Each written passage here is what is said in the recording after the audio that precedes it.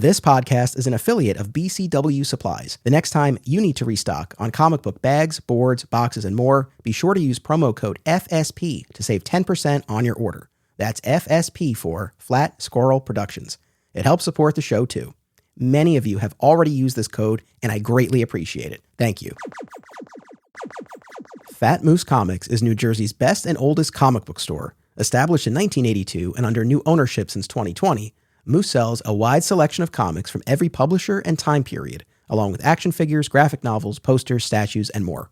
If you're looking for something and they don't have it, they can probably get it for you. They know a guy.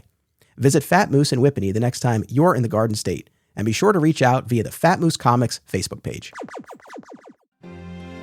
Before the rocket carrying Krypton's last hope, before the kindly couple, before the great metropolitan newspaper, there was the world that gave birth to the universe's greatest hero. Now, in Doomed Planet, we consider Krypton's history, legacy, and destruction, and the part of it that survived. Welcome to Digging for Kryptonite, a Superman fan journey. I'm your host, Anthony Desiato. Joining me to discuss the new Krypton comic book storyline is the host of the Krypton Report podcast, returning guest, Tyler Patrick. Welcome back. Hey, thank you. I'm excited to be here. It's been really exciting to dive back into this story because when you had asked me, I said, yeah, I read some, and I did, but I didn't read as much as I thought I had, just because of how the story was broken up, and how the multi-arcs are. So I had done most of the new Krypton, but not more of what we'll talk about. I, too, am very excited. This represents what I would say is the last major gap in my modern era Superman reading. My new 52 reading is still a little spotty, but I've read enough where I feel relatively confident about that period. But from the Byrne reboot forward, this again represented the last major gap. And I can't tell you how much fun I had binging these issues. So much so that I actually messaged you because I knew you were deep into the reading. And I was like, hey, I know we're not scheduled to do this for another week, but could we move it up? Because I was just so into it, had a great time binging. I've binged other reading projects, but more out of a lack of time than anything else. This was an instance where I was just so into it. So I was very happy that you were able to move up the recording and do this. Yeah, because with you, we only had so many issues that we were required to do. And I was like, just kept going because I told you, I'm invested, I'm interested. And there was a lot that I hadn't read in here that I've really enjoyed reading and getting. And yeah, it was very easy to read.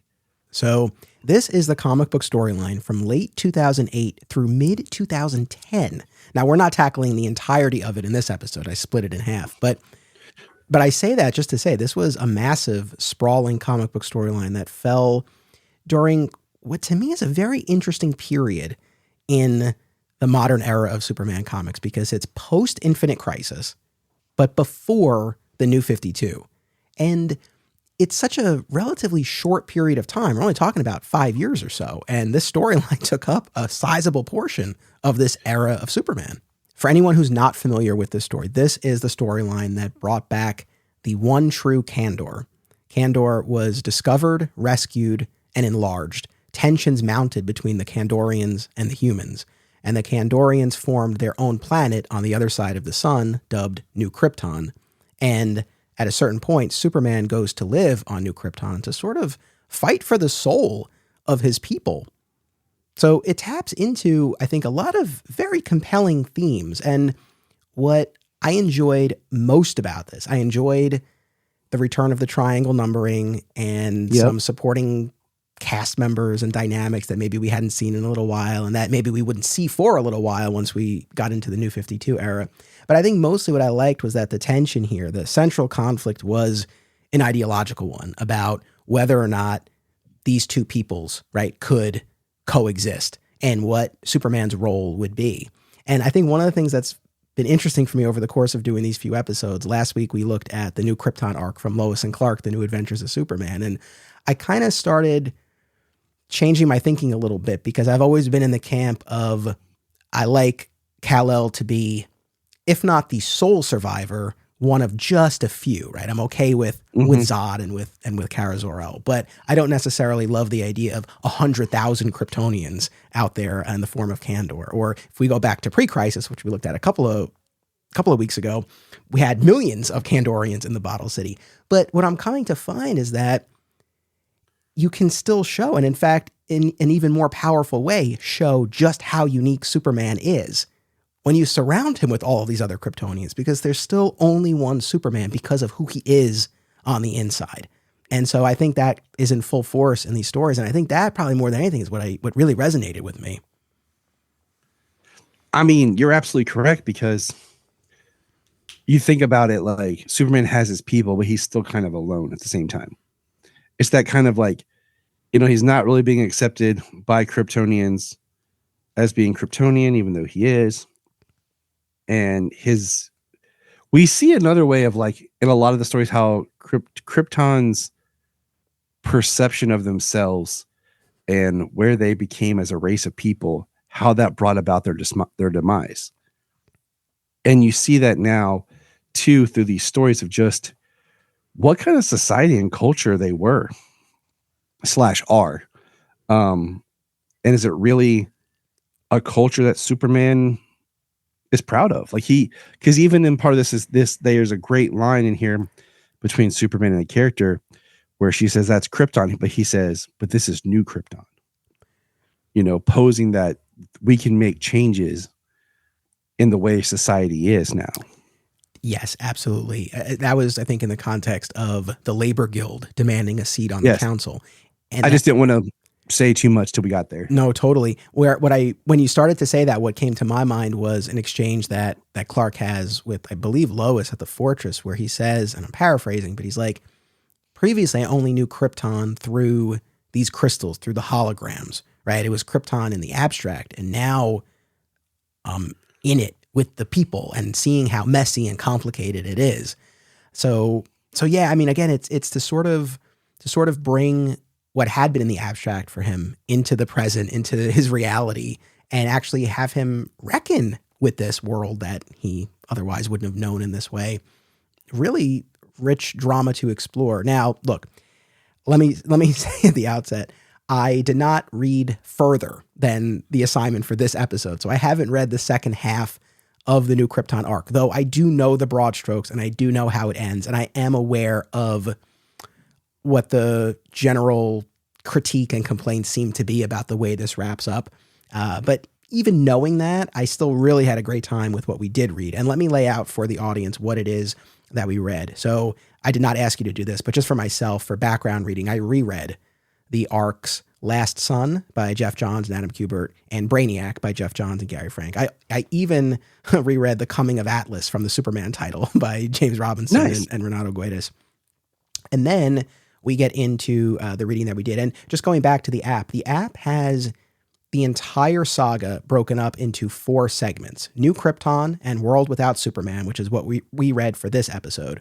And then what we're going to cover next time is World Against Superman and Last Stand of New Krypton. So for anyone who kind of wants to read along with us, that's what we're following. And again, in terms of the 2 segments that we read for this episode, the issues are the World of New Krypton Special, Superman 681 through 690 by James Robinson and Renato Guedes, which at a certain point comes to spotlight the character Mon-El. Action Comics 871 through 879, initially by Geoff Johns and Pete Woods. And then once we head into that World Without Superman segment, it's written by Greg Rucka with multiple artists. And at that point, it focuses on the duo of Nightwing and Flamebird. We also have Supergirl numbers 35 through 43 by Sterling Gates and Jamal Igle. And then World of New Krypton 1 through 5, co-written by Greg Rucka and James Robinson and drawn by Pete Woods.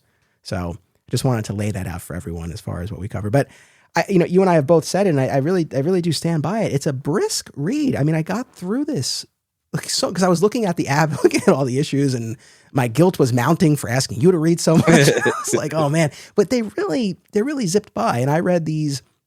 I was at my mother-in-law's for Thanksgiving, and so Thanksgiving Eve, and then the night of Thanksgiving after everything was wrapped up, and both nights it's like everyone else in the house was asleep, and I was there with my iPad, and I was like, all right, like, let's start to dig into this. And it just zipped by. Yeah. I mean, I started thinking like, okay, I gotta get this going. You know, me and Anthony are going to do this. And I was like, it's going to be a lot. And then I was just like, wow, I'm flying through this. And I recently had reread the Last Son and the Braniac story while reviewing that with Connor over on Last Sons of Krypton. So it was just a nice little continuation of where I've been reading. I got to tell you, man, I've always been a little mixed on those two arcs in my prior readings, mostly because of this attempt to sort of bring the Christopher Reeve iteration, both visually and in terms of characterization, and not just the Superman character himself, but even the way in which Perry and Jimmy and other characters are depicted into the comics. And I've always bumped up against that a little bit, but I've made my peace with it. And I would say far and away, this is the most I've ever enjoyed those two arcs. I got a lot out of them. These were the arcs that, again, restored the one true versions of Kandor and Zod and Braniac. And you really see now, especially in retrospect, how they set the stage and introduce some really, really key elements and dynamics that bear fruit in the new Krypton Saga. Let me ask you this, because you and I have talked about the Triangle Era, and you've been on here for episodes, and I know you have your side podcast now that you're doing with the Electric Mullet Superman, right? Yep. So in the Triangle Era, we got a different take on Kandor, right? Where it wasn't this Kryptonian city that had been bottled by Braniac, but rather was this city in another dimension that was sort of represented in the form of this bottle, but really existed in its own dimension and was comprised of representatives of all of these different races that the demon Tolos had assembled, and he could possess them and pull them out of the bottle at will. I'm just curious, generally speaking, what your take on that iteration of Kandor is, because that's what we lived with, and that's all we had for a good chunk of time. Well, I will say, I feel like that time in comics, they did cheat a lot with the pocket dimensions, and it's this, but it's not really this. And like we recently did an issue of Superman with Superboy, and it was kind of, and you're like, okay, you're, you know, in pocket dimensions and you're cheating on things here. It was kind of weird because even though like I don't know where, okay, first of all, I don't know where my knowledge of the bottle city of Kandor came from, but I remember having it like in my Superman fandom. Like, it's not in the Christopher Reeve film. It's not in the Supergirl film. It's Argo City. And then I don't even think it's really touched on in the animated series, is it? No. So I don't know where my knowledge of the bottle city of Kandor came from, because I knew that in the, like, it just didn't, that time period did not feel right. And but at the same time, we got here, it was like, okay, this is how it's supposed to be. So I don't know. I just feel like there's some things you can't have your cake and eat it too. If you're going to say that he's the only Kryptonian, that's what you got to go with. Don't find these cheats. That's where I've landed as well. And over these episodes, I keep coming back to this idea that there are certain concepts that I think just have proven themselves to be undeniable. And yes, you might have an editorial edict saying that Kal-El can be the only Kryptonian, but I think these ideas just can't be suppressed. And so they manifest in these other, arguably lesser ways, though still have their creativity, right? There's something to that idea of that Triangle Era Kandor. But reading or rereading Last Son and Braniac and meeting the real, quote unquote, Zod, Non, and Ursa, their son, Lord Zod, who Lois and Clark temporarily adopt as Chris Kent. And of course, he comes back in the new Krypton Saga, aged up as Nightwing. Yes. Can I just say that I'm glad they named him Chris? Because I'm going to point something out in this reading that really annoys me. Oh, is it the identity that Mon-El adopts? Yes. Yeah. Yes, it is, Anthony. Because it's like you can only allow so many names to be something. Like, you know, it's why there's Jonathan Kent and then there's John Kent. Like, I don't like when superheroes are like, I'm going to name my child after my dead parent. You know, like Nora Allen, the daughter. It's like, come on, man. There's more names out there. Okay. It's just one of my pet peeves, but yes. No, I hear you. But yeah, that last son arc, just by way of quick background and recap for our audience, if anyone's not familiar or hasn't read in a while, but that last son arc, again, brings forth this Kryptonian child who we come to learn later is Lord Zod, child of Zod and Ursa, born in the Phantom Zone within Fort Roz, which ends up there through a Phantom Zone projector malfunction. And it's actual, once you're inside, you can have physical corporeal form, right? And age and bear children and whatnot. And it turns out that Lord Zod is sent forth to sort of be this tether and allow Zod and Non and Ursa and the other Phantom Zone criminals to escape and attack Earth. And Superman ends up temporarily stranded in the Phantom Zone where he reconnects with Mon-El. That was when I read this for the first time back in 2007. I'm almost certain that was the first exposure I ever had to Mon-El, this Daxamite named Largand, right, who had visited Earth and lost his memory, and both he and Clark thought that he was Kryptonian, and they were going to test it out with kryptonite. And when Clark takes out the lead box, that's what causes this character who has been dubbed Mon-El because he's forgotten his name, and he looks at the calendar and he sees MON for Monday, and they think he's an L, so he becomes Mon-El, and he doubles over in pain and realizes and remembers, right, that he's a Daxamite, and lead is poisonous to him, and the only way to save him is to put him in the Phantom Zone. So it's this tragic turn where in this ghost zone populated by the worst of the worst, there's this good pure soul who is just stuck there out of necessity, because if he returns, right, he'll die instantly. But that was the first time I think I had ever encountered him. And I at the time, I was just, I don't know that I was totally on board with it. In retrospect, though, now, after watching the Supergirl TV series, that really now has formed my basis, for better or worse, of who this character is. And so now I definitely gravitated more, I think, to Mon-El, because now I feel like I have more of an attachment to the character. What about you? He's one of those characters that I will honestly say that I don't really remember the first time I encountered him. It may have been something much, much later. Because I didn't even read that Last Son story until I got it in trade years later, when I just was going to the library and grabbing trades. So that I might not even come in contact with him till sometime, because I remember when he showed up on the Supergirl show, you know, by that time I had a little bit more knowledge. My problem was his name, because in the show, like, his name is Mon-El. It made no sense, like, where he would get that or why he was that name. Like, you know, in the story, of course, there's a, you know, reason why he's given that name. So the fact that he doesn't have that name is annoying. He should have, you know, adopted that later, but whatever. But I will say Mon-El doesn't bother me, as far as, like, we're talking, like, in the context of this, where there's, like, all these Kryptonians and he's Daxamite, because he is Daxamite. He has similar powers, but he's not the same. And I feel like that could have been used a little differently, but that was the one part of the story, I'll be honest with you, I wasn't as invested in. When we get deeper into New Krypton, is that what you mean? Yeah. Yeah. Was the Mon-El stuff. I was just like, meh. I hear you. It was the one book when I was going through it, I was like, oh, the one that I was really invested in was Supergirl. Yes.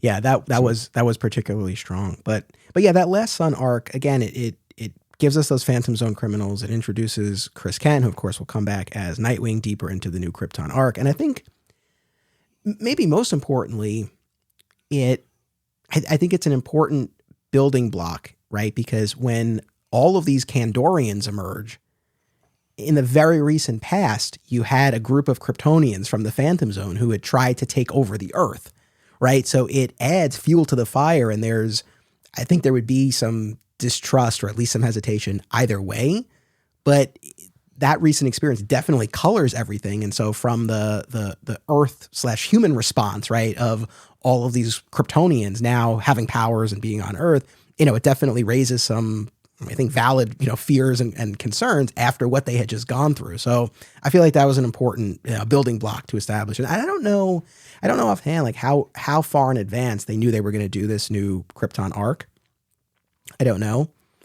Because even in that Last Son arc, when Zod and Non and Ursa go to the fortress and they activate the hologram and they ask Jor-El to recount the history of Krypton and of them in particular, he talks about the Phantom Zone and how the first person banished there was Jaxor, who had destroyed Krypton's moon, and with it, the lunar colony of Kandor. But then there's a line about the true fate of Kandor may still never be known, right? So I guess they were still planting the seeds, but that shifted because by the time we got to the Braniac arc and Kara was explaining to Clark about what happened to Kandor, it no longer was that lunar colony. It had been on Krypton and either taken or disintegrated, right? So it seems like it was shifting a little bit maybe as they were sorting out their plans. I mean, just as much as we talked about where editorial maybe, we're not going to bring it back, then eventually they're like, okay, we'll bring it back. Yeah. And it's also funny too, and I'm sure this jumped out at you as well. In recent years, right, we've had, for a good few years now, we have had John Kent, the biological son of Lois and Clark. So in Last Son, it's pretty firmly established, especially at the end by Jor-El, that the two of them could not have a child together. But even putting that aside, Lois is very, very resistant to the idea of parenthood. And obviously she warms to Lord Zod, aka Chris Kent, as the story goes on. But it's just kind of interesting knowing now where they've gone, right, as parents, to kind of see this proto version of that, right? I do think it's very interesting. I do think, not to get too much in the modern, but like I was not happy with Tom Taylor's recounting and retconning of John Kent's birth, because I thought that the way that they originally established it worked well and made sense. I think that this story arc in New Krypton does a good job of showing that paternal father side that Clark has. That's almost tragic, with the thing of like the idea that he would never actually get to be a dad. But I also think in this New Krypton arc, the Supergirl stuff is great because, we're talking about the Triangle Era, how much that character has been retconned and twisted and remolded and shifted in identity. Like, it's in this book too, but like, that's a character that's just one of those that gets reconfigured by everybody to be something different.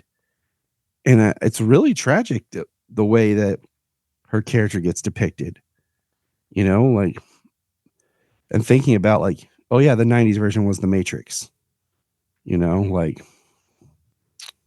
okay. Cause I remember that as I'm reading this, like, this is not too long after she had come back in the whole Public Enemies and everything. And this is a big deal for her. Cause there's some stuff you just forget, like Kandor, for example, that in the comics, it's gone.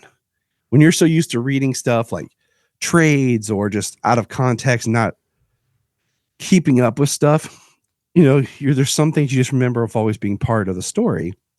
And then you're realizing, wait, this isn't actually part of the story right now. So getting, like you said, the true Zod, because you and I've talked, I've had an issue with Zod where Zod, they don't depict him always the same. He doesn't have a certain real look that you say, oh, that's Zod, or even a symbol. There's always something on Zod where it's different. So trying to really bring back the real Zod was a big deal. I know I'm all over the place. No, but that's the thing. I mean, we went through so many different post-crisis versions of Zod in the Pocket universe and in that Joe Kelly arc, right, where he was that Russian cosmonaut child, and then yet again in the For Tomorrow storyline by Brian Azzarello and Jim Lee, or Another Dimension. So no, it definitely felt right. I think at a certain point, reading those couple of arcs where you get the kind of the classic depictions of those characters and concepts brought back. And going back to what I was saying at the beginning, that to me is what makes this post-crisis, pre-New 52 era so interesting. And we kind of came at this from a different angle a while back when we did our Lex Luthor event. And we did an episode that was all about the modern era when those pre-crisis aspects came back, where you had the businessman Lex who would become president and then he jumps in the green war suit, right? So you had kind of this amalgam, and I feel like that's what you see here. And I do kind of dig it because it retains like this stretch and this saga in particular. I feel like it retains enough of those familiar aspects from the Triangle era that are near and dear to me, while again, bringing back arguably better versions of concepts that we had seen over the years. And so I feel like it's an interesting blend. Side note, though, I do also want to say, going back to the version of Candor that you and I knew from the late Triangle era, I was curious. I was like, what the hell ever happened to that? Right? Did they just drop it? And I was doing a little research. Now, I've not read this full arc, but the third Kryptonian, which was a storyline Kurt Busiek wrote in the Superman title, did you read that? Okay. I don't think so.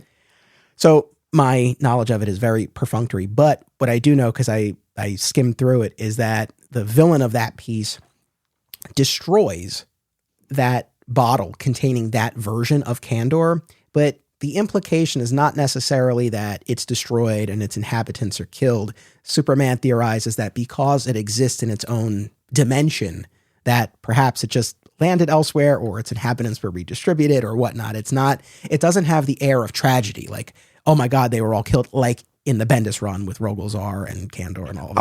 I was just thinking about that. Yeah. Like, So the Triangle era version of Candor, where it's not a Kryptonian city, but it has inhabitants from all these different alien races.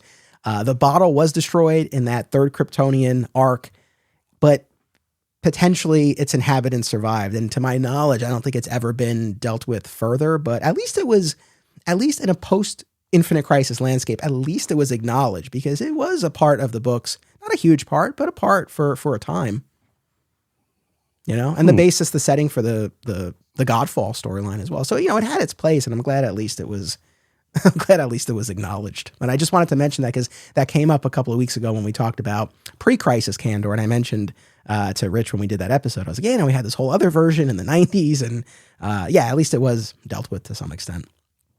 But we get the true Candor in that Braniac arc, and along with it, we get Geoff Johns working his magic, revealing that all of the previous versions of Braniac that we had met post-crisis, including Milton Fine, right, that these were all just probes of Braniac, his nanites infecting or creating various forms, but no one had ever met. We had not yet met the one true Braniac who was out there on his ship, right?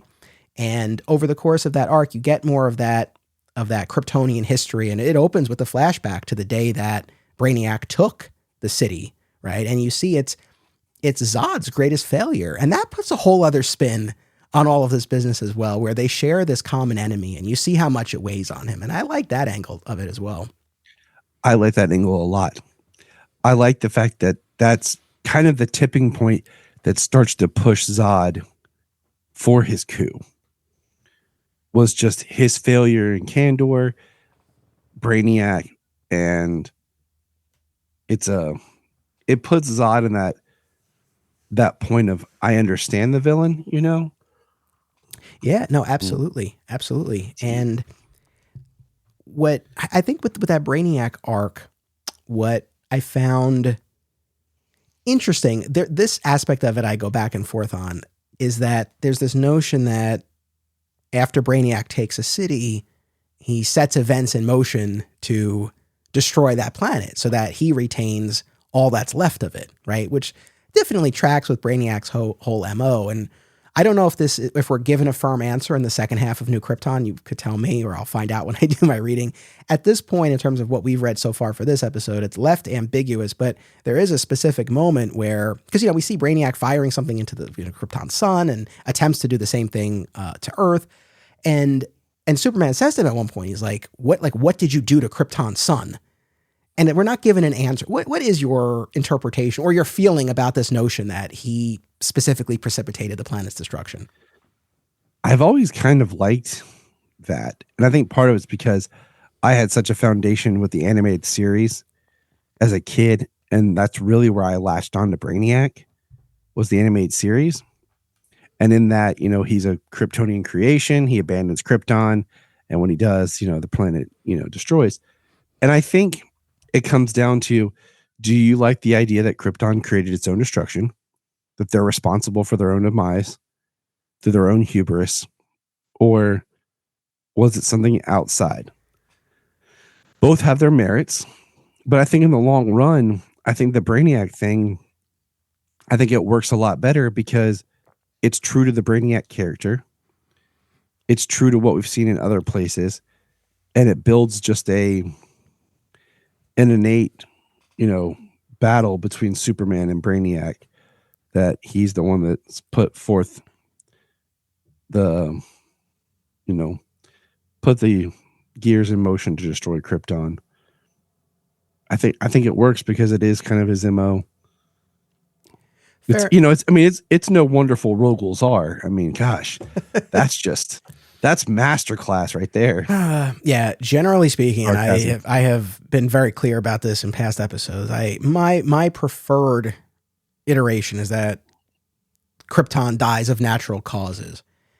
I'm okay with something like what we get here, where there is some room for interpretation. There is a little bit of ambiguity.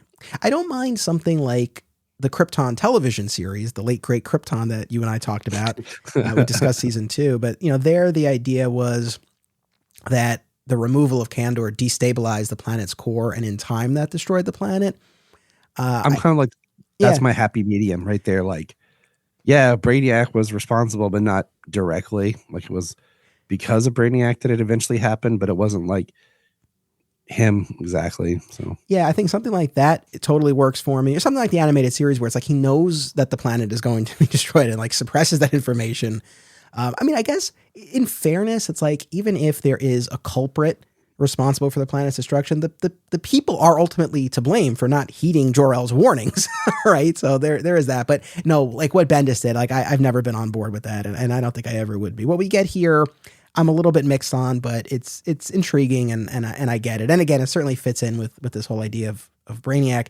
And yeah, we get the true Kandor, and of course, over the course of that Braniac storyline, Braniac shrinks Metropolis, and at the climax of the story, Superman is able to remove both of those. What's so funny here is we just looked at all of these pre-crisis Kandor stories, right? And for decades, Superman is unable to restore the bottle city to its size. Right. In the Braniac story, it's like once they're off the ship, Braniac even says to him, like, the bottles won't hold. And like all he has to do is find and open a space for them, and they enlarge, which I'm glad for, right? Because you had an entire era of comics where he's like, I don't know what to do. I can't get them out of this bottle. So I like the idea that we didn't kind of mess around with that bit of business, that it was just like, okay, now we're just going to show you the payoff. Like, this is what happens when the city is enlarged. And of course, and I don't think, I'm ruining anything. It was a well-known moment at the time, but at the end of the Braniac storyline, it's this really kind of heartbreaking juxtaposition of Jonathan Kent suffering a fatal heart attack at the exact moment that Clark is enlarging the bottle city of Kandor. So he is losing this massive piece of his human side, just as this huge piece of his Kryptonian side is returned to him. How then and now, because I'm curious if your feelings have shifted at all, but I mean, how do you feel about that ending of the Braniac storyline, which launches us right into New Krypton? Man, the death of Jonathan Kent in that story, it gets me every time. Part of it was because Father's Day 2022, my wife took my son out and they went to the comic book store to try to find me something, and he said, get that one. I know Daddy doesn't have that one. And it was the Braniac trade that ends with the death of Jonathan Kent. So like, he got me that for Father's Day, and it was, touching. So I think it's so powerfully moving on how that happens. And like you said, it's kind of the inciting incident that gives Clark another step to embrace his Kryptonian side, to almost find as a way of dealing with the loss of his Earth father. Like something exciting new that ties him back to try to get over what he's lost. Aw Yeah Comics celebrates and promotes everything that is wonderful about comics, toys, artwork, and the joy they bring to people. Visit them in person at one of their 3 locations: Harrison, New York, aka my local comic shop, Skokie, Illinois, or Muncie, Indiana. If you have kids and have been looking for a family-friendly store, look no further. Join Aw Yeah for exciting events, including creator signings, how-tos, and more. Visit awyeahcomics.com and follow Aw Yeah on social media for more. Their name says exactly how they feel about it. Say it with me now. Aw yeah.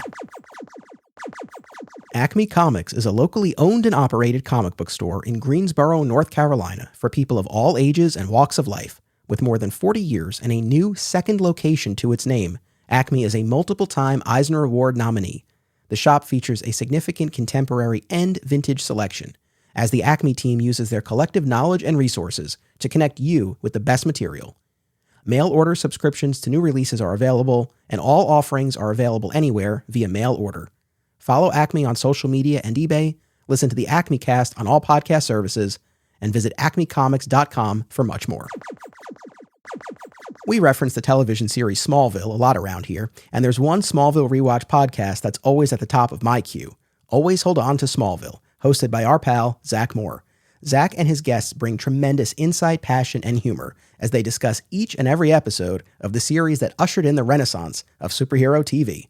Listen to Always Hold On to Smallville wherever you get podcasts, and keep an eye out for the other shows under the Always Hold On to banner, including Arrow, DC's Legends of Tomorrow, Superman and Lois, and Star Wars. Yeah, look, I mean, I've talked about this a lot. My sweet spot is the version of the story where the Kents are alive and he can go to them for emotional support.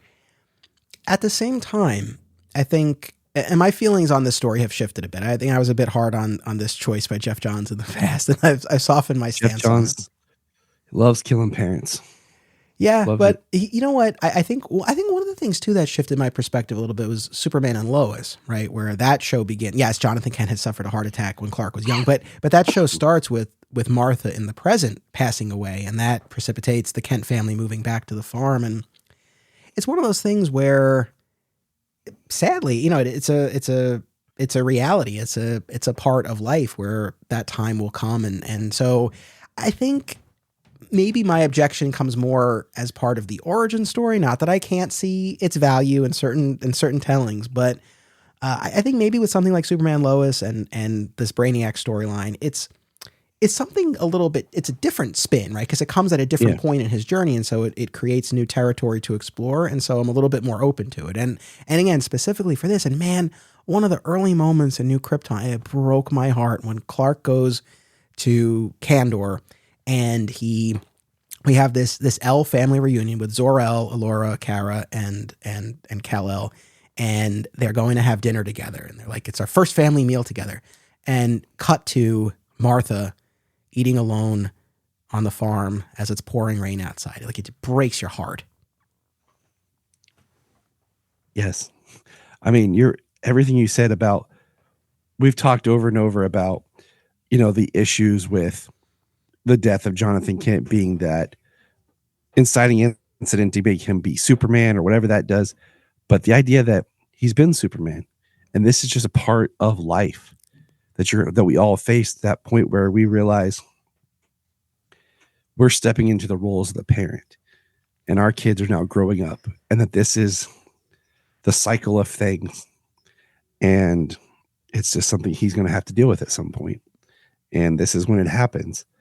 And like you said, that juxtaposition between Martha alone, probably for the first time in how long, and Clark now embracing this new family, and he's not doing anything wrong. There's no like wrong to be had, like he's neglecting his mom, but that's just part of what life is.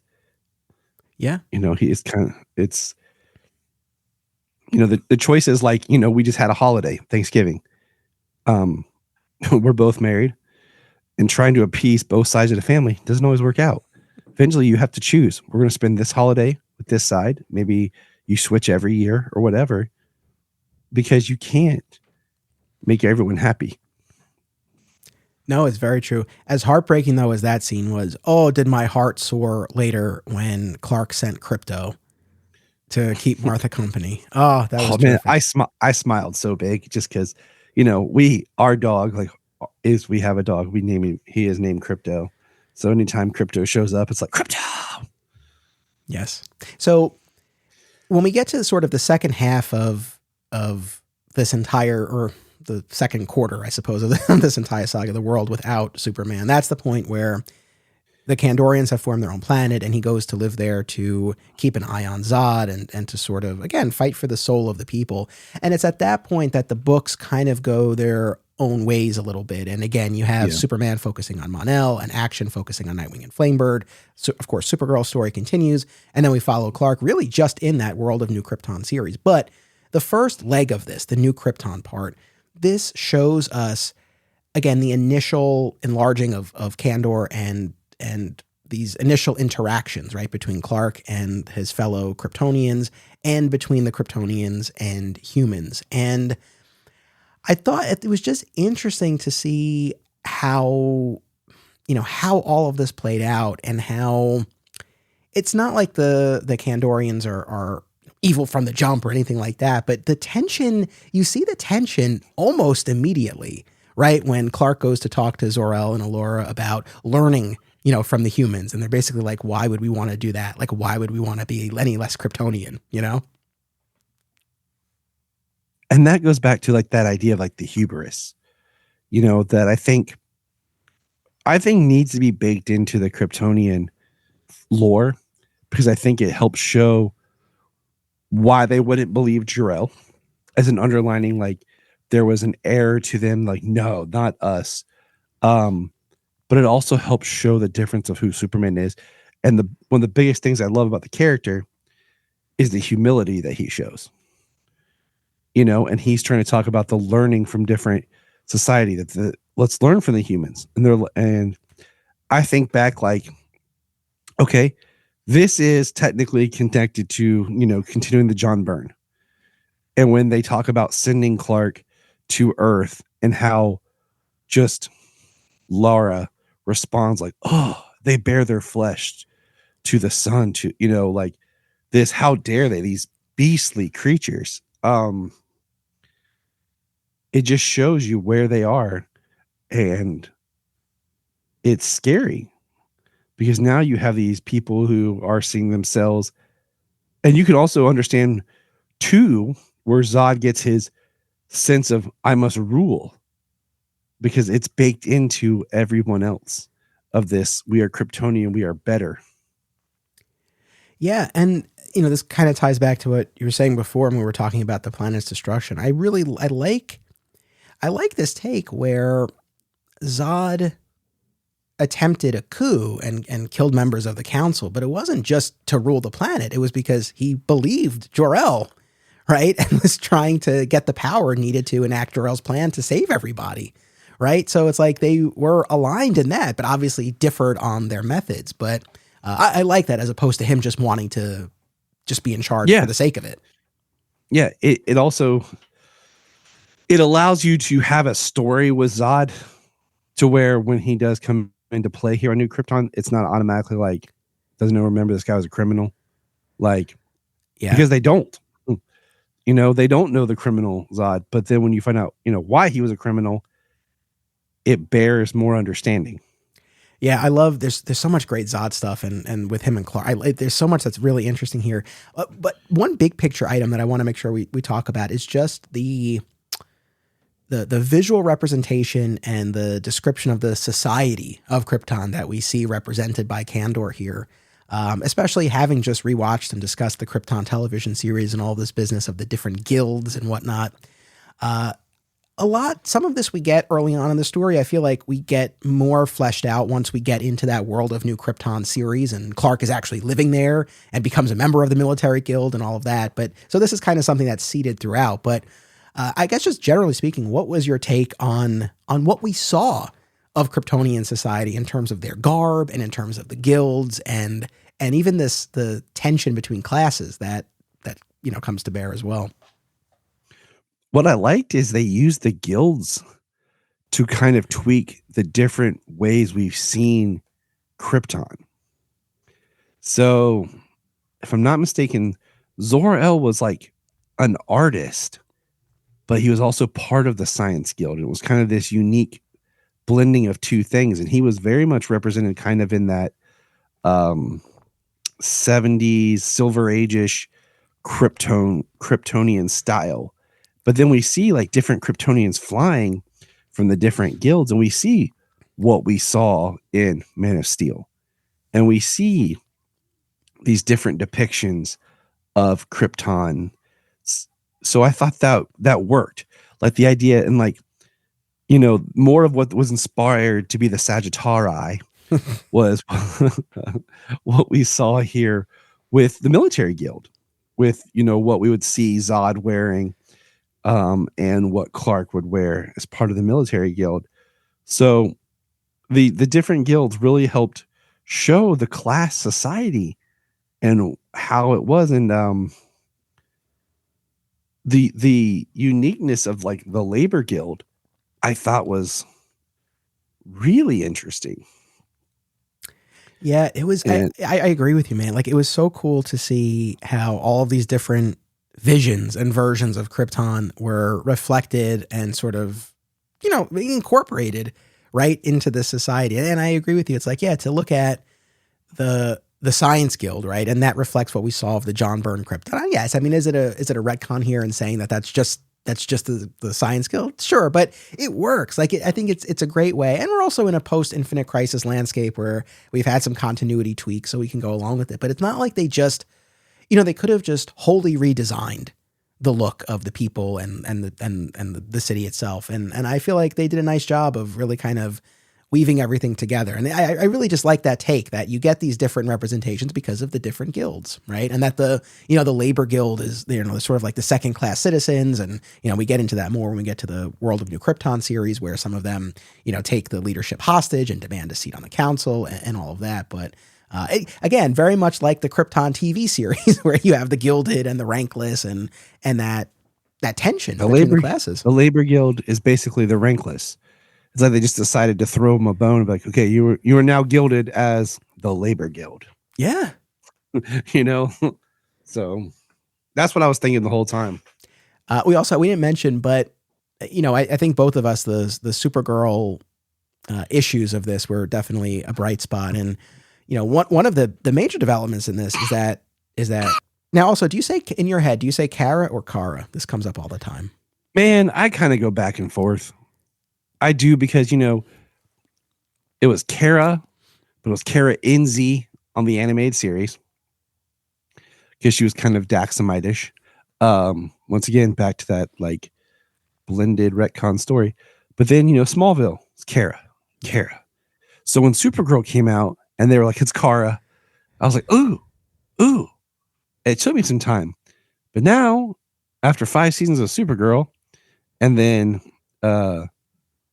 you know, the Flash TV movie and stuff, like Kara kind of gets there, but and on the animated stuff, it kind of goes back and forth. So when I'm reading it, I think sometimes it depends on whose voice I'm hearing.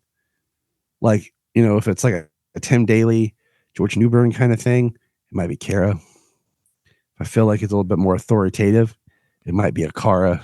So. Gotcha. In my head and my heart, it's always Kara Zor-El, but I just bring this up in case anyone, particularly those who, you know, really were like diehard fans of the show, the TV show, if you're like, it's Kara, it's like, I get it. We'll agree to disagree. But what we find out, you know, Kara is reunited with her parents, Zor-El and Alora. And what we find out is that Braniac, Argo City had used Braniac technology to create a dome and to survive the planet's destruction, right? Because Zor-El did listen to his brother that the planet was doomed. And then eventually Brainiac's ship discovered Argo City and assimilated it. And essentially anyone that was deemed redundant was eliminated, and those that weren't were assimilated into the bottle city of Kandor. So that's how Zor-El and Alora and Thara Akvar and, you know, and some of these others were... Or no, she was already, I take that back. She was already in Kandor. But that's how, you know, her parents at least ended up in the Bottle City right before Supergirl was sent to Earth and, of course, got stuck in suspended animation. And then Zor-El and Alora, they've now taken the position of leaders of Kandor. What's your read on the two of them from the jump here? Because it was very interesting. Okay, so I really feel that modern interpretations of the Supergirl story really pulls from this. Because what we see is we always see in the Jor-El and Lara relationship, Jor-El is very much in the front. And what we're seeing now on the Supergirl side is Allura is very much in the front and Zor-El's pushed in the back. She's this more authoritarian. She's like the power behind. She's the strong-willed leader. So I feel like in some ways it seems like she loved her husband, but she was always ready to take over when the time came. And that's what we get, because Supergirl, much like Superman, has a whole different error about how she's torn between the two worlds, because she is closer to the Kryptonian side, but she's conflicted by the way her mother's behaving. So I think we see Allura is almost like her husband was her compass and kind of that balance to her. And without him, she becomes this tyrant. I mean, pretty much. Yeah, it was definitely interesting to see the depiction, and I agree with you. I think it is very much that kind of flip on the typical, Jor-El Lara dynamic. And I guess I would say there are maybe three sort of major beats that lead us to Kandor forming its own planet. So early on in this storyline, representatives from Kandor come to meet the president of the United States in Metropolis, and Doomsday attacks, right? So Superman and Supergirl, the other Kandorians, must face off against Doomsday. Go ahead. No, I was shaking my head like, how would you not want to put Doomsday in a store with a bunch of Kryptonians? Yeah, and I don't know that I had even read that far. Maybe I did and I just forgot. But the Kandorians beat Doomsday to death. I mean, they really punch his head in. It was particularly brutal. I mean, it's people with as much power as Superman. A lot of them not holding back. Yeah, and your heart breaks. If you kind of use the Krypton TV series as your headcanon. Poor Dax in there. You're like, his finger up on the window to his wife. I know. If I ever did something with Doomsday, like a comic or a show, whatever, as he would die, I would just have his hand go up like this and point a finger. Yes. Like this. That would be my call out. So you'd be like, one day Anthony's reading, like, oh my God, he did it. He did it. I know that. I know what he's doing. I'd be one of the few who would get the reference, sadly, but I would get it and I would love it. But now, of course, Doomsday is set into motion by another major player in these proceedings we have not mentioned yet. The returned General Sam Lane. Yeah, I had forgotten. That is one thing I did forget, was that at this time, Lois thought her father was dead. It wasn't until through the reading, because, you read so many storylines over and over, things do get redundant. Like, Bendis did kind of a Death of Sam Lane thing. So yeah, at this time, as I was reading this, I had forgotten that she thought her dad was dead till later in the story. And then how she proves that her dad's alive is classic Lois Lane. It's, it's so funny. So I think it's mostly through that first New Krypton special, because by the end of it, he stands revealed when he quote unquote drafts Lex Luthor, right, to fight, to help with this effort against the Kryptonians. And he stands revealed as Sam Lane, but throughout the issue, he's, in the shadows and whatnot. And the first time I was reading this, a few nights ago, I was like, obviously it's Sam Lane. Like, why are they hiding the ball with this? Why is this supposed to be a big reveal? And then, just like yourself, we read all of these and we're reading them at different points. And I had forgotten that, yes, Sam Lane had met his end towards the end of Our Worlds at War, one of the major crossover storylines during my beloved Jeff Loeb, Joe Kelly era of the Superman books. He was in a tank fighting off one of the Imperiex probes during Our Worlds at War. And he detonated, I believe it was like a nuclear bomb to keep the probe at bay and to protect the president. And he pretty clearly, it seemed at the time, had met his end. And then it turns out here he had not died at all, but had faked his death and had gone into hiding and has been amassing assets and personnel and weaponry to fight initially Superman, and then of course later this larger Kryptonian contingent. Now, I guess maybe I'll ask for a little spoiler here. Do we ever get in the second half of New Krypton a proper explanation for how he survived? Because thus far he's just like, no, I was never dead, and that's it. Not where I'm at. All right. I'm not that far into it. Cause I kind of, like I said, I got a few issues in, and then you were like, we just stop. So I stopped. So I didn't want to spoil anything or say something too much. So, well, I'll keep an eye out for that. So my gut is maybe we're not going to get much of an explanation, but in any event, he's alive. And of course, there's a lot more business with Major Lucy Lane, which we'll get to. But I will say too, it's funny how all of these interpretations kind of interact with each other in our heads, because I guess from the comics, I kind of always subscribe to kind of that, contentious relationship between Sam Lane and, Clark / Superman. Not necessarily to this level where he's an all-out villain, but at least some tension. But that's really been flipped on its head by Grandpa Sam Lane on Superman and Lois. I mean, this is what happens when the grandchildren enter the picture. The parent all of a sudden becomes, soft and loving again. Yeah, but so Sam Lane is here in the background, like pulling the strings throughout this storyline. He drafts Lex Luthor. He sends Doomsday. He, of course, is working with Lucy Lane and in the guise of Superwoman, which we'll talk about. He's got Codename Assassin. Yes. There's a lot, there's a lot going on. He's manipulating Atlas from the Coming of Atlas storyline, and that plays out with John Henry Irons as well. So, he's the kind of the master puppeteer, behind all of this. At least from the Earth side. Yeah. Which is, he I guess this isn't a spoiler where we're at, but it's because of him, he manipulates the events that leads to the death of Zor-El, which is what really takes, like we said, takes Allura to being, more tyrannical. And, so.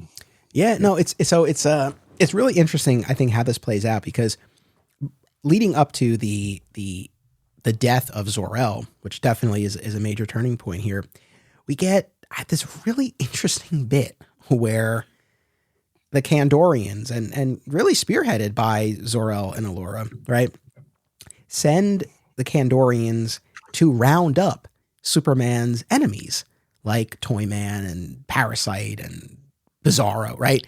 And throw them in the Phantom Zone.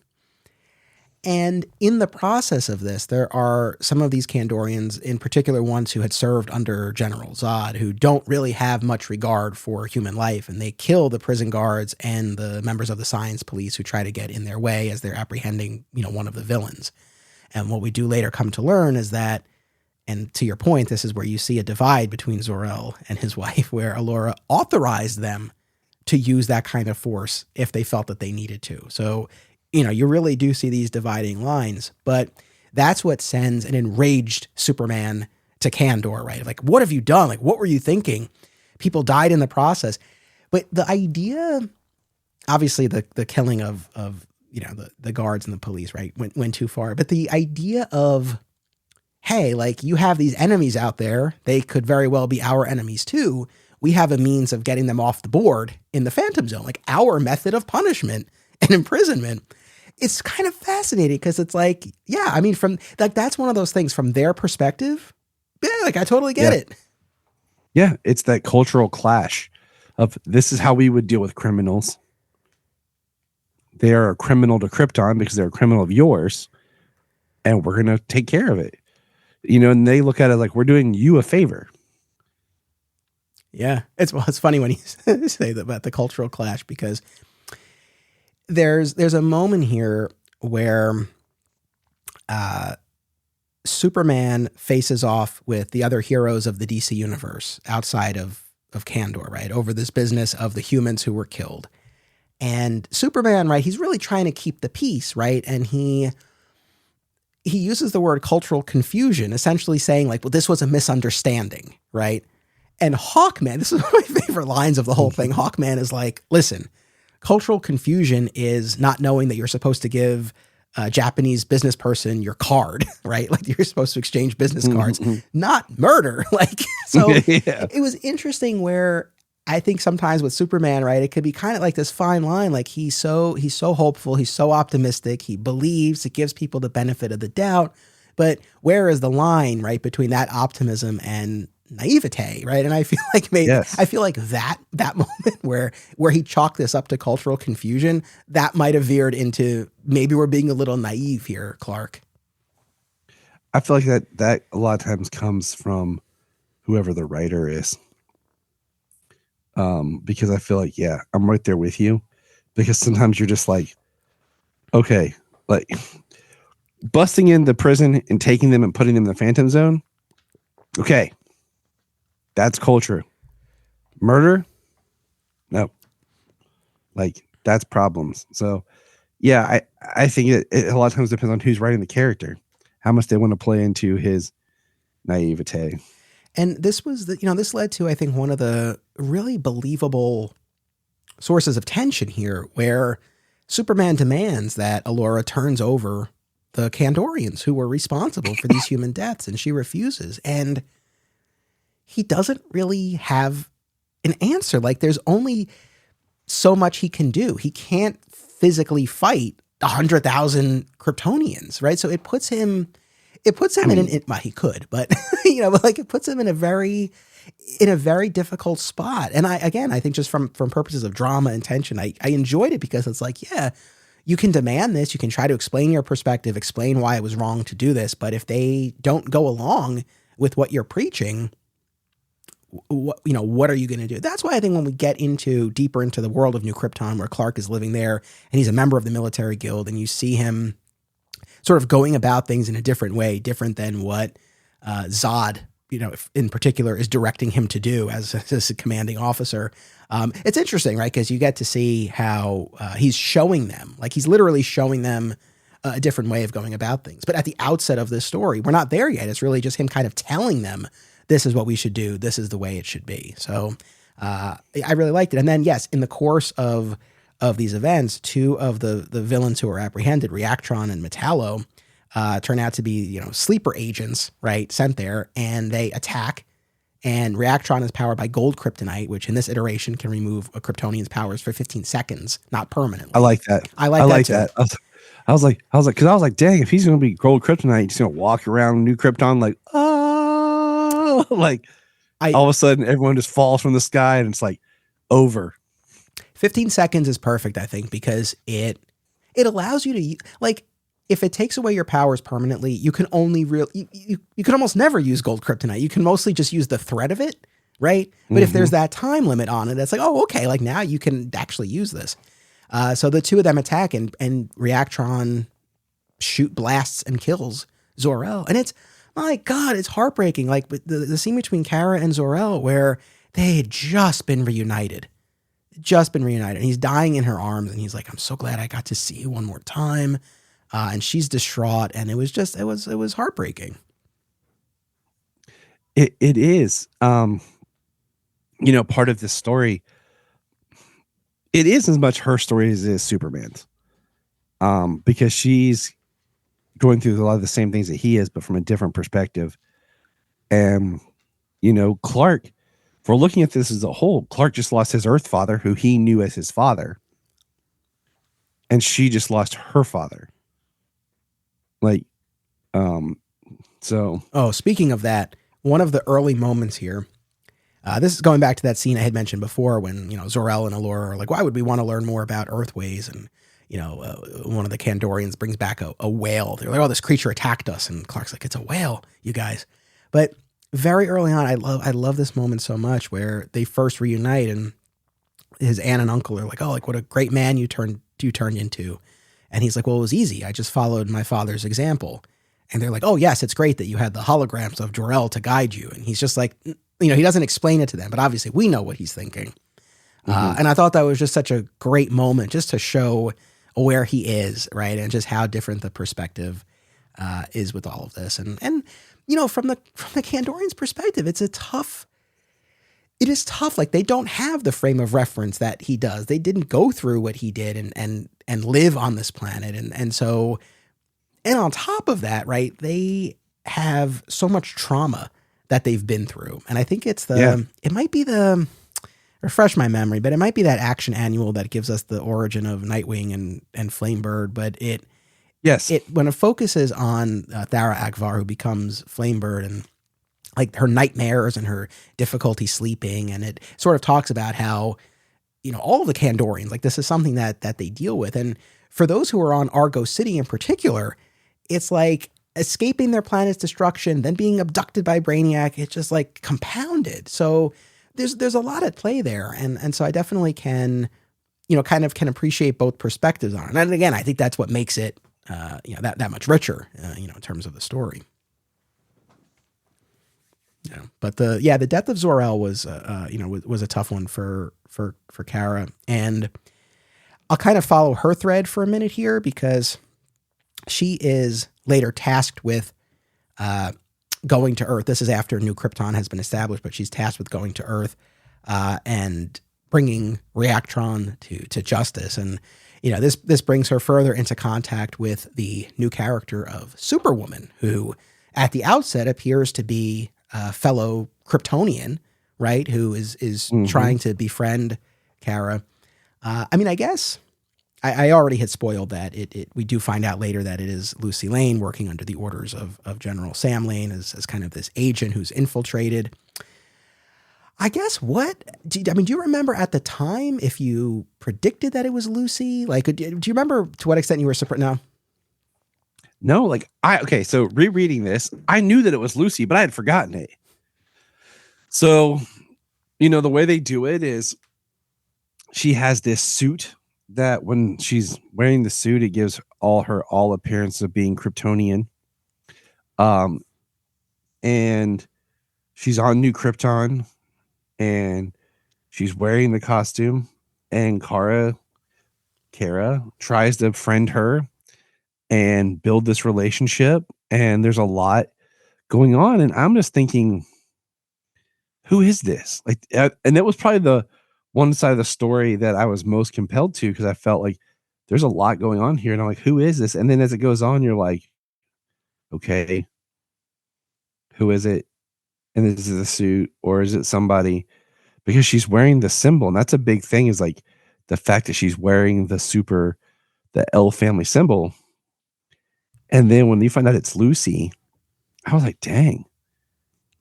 And then what happens between Kara and Lucy, and then when Kara has to go and confront Lois, that's the hard part. And that's part of why I want to finish reading this arc, is I want to see when Lois has to go and confront Sam. Yeah, I am looking forward to that. Because he doesn't refer to Lucy as his daughter. He refers to her as his soldier. And, there's a time where she's fighting and he's like, she's a good soldier, blah, blah, blah. And then when she loses to Supergirl and she gets evaporated. Yeah, because Supergirl realizes that she realizes that there's something to do with the costume, right? That's giving Superwoman her powers, and attempts to destroy it, right? And tears it and rips it and all that. But it actually has the result of, essentially disintegrating Lucy. Although we see in the annual that follows that she's kind of able to reform herself, so she's not out of the picture. But for a moment there, it seems as if Lucy has died as a direct result of Supergirl's actions in battle in destroying this containment suit that she's in. And to your point, the scene where she and Lana, who has taken Kara under her wing and has given her the human guise of Linda Lang, her niece, which I really liked. I thought that was great. It gave Lana something. Lana comes in as, I know I'm jumping around a little bit, but Lana loses her position as CEO of LexCorp because she attempts to help Superman. I think it's in the battle with Atlas, unless I'm conflating the stories here. But she has to step down as CEO of LexCorp, and she ends up taking a position as the business editor at the Daily Planet, and she takes Kara under her wing, who poses as Linda Lang, her niece. And anyway, that leads to the scene with Kara, and Lana and Lois, where Kara has to explain to Lois what she's done, that Lucy was Superwoman, and that now she's seemingly died as a result of Kara's actions. And man, I guess to an extent I get I get where Lois was coming from, but she just kind of shuts Kara out and tells her to leave and just, I don't know. I mean, I guess I get it to an extent, and clearly she's wrestling with a lot, but yeah, I really felt for Kara in that moment there.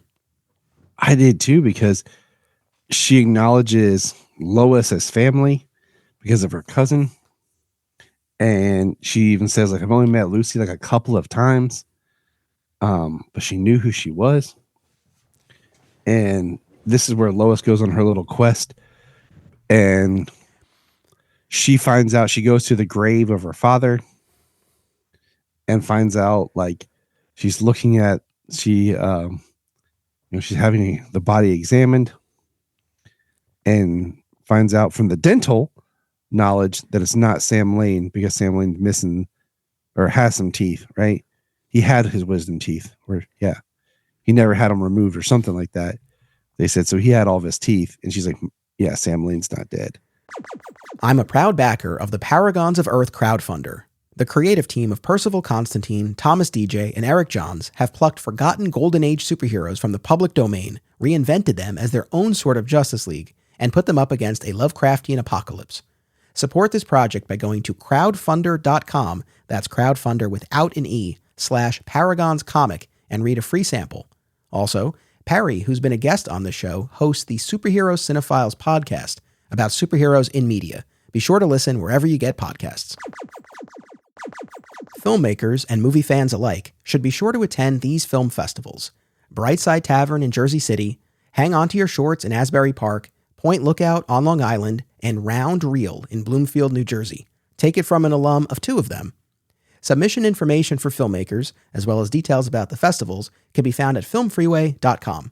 Follow the festivals on social media for news about events, discounts, tickets, and more. Also, listen to the Hang On to Your Shorts and Cullen on Film podcasts, available via a shared universe network. This episode made possible in part by educator, hobby comic book collector, and pop culture enthusiast Sam Lim. Sam is based in the South Jersey area and is looking to connect with other comics fans as well as retailers. They're also looking for comic shops to explore, so recommendations are welcome. Be sure to follow Sam on Instagram at SZLComics to see their latest comic pickups and shop adventures. Now, what we haven't said yet, and it bears asking, and I guess we just chalk this up to a change to continuity as a result of Infinite Crisis, but what the hell happened to Lucy and Ron and their baby? Because when last we had seen them, Lucy and Ron were married and had a child. And in the Last Son arc, when Lois is talking about how being a mom is not for her, she says something to the effect of, that's for Lucy, not for me. And I forget the exact wording, but I think it more strongly implied, like, Lucy is the mom, not just that, Lucy would be the mom. Yeah. But like, that's Lucy's life. But by the time we get to this, and again, it's in that, there's a Supergirl annual that gives us Lucy's backstory. And essentially, you see, she was always in Lois's shadow, right? That was kind of the, like, nothing she did was ever good enough compared to what Lois had done. And she was always kind of chasing after Lois and dating people in Lois's circle to be near her and all of that. And after Sam's apparent death, that's when she enlisted, and she was part of the Amazon's attack storyline, which I've never read, but that's referenced here.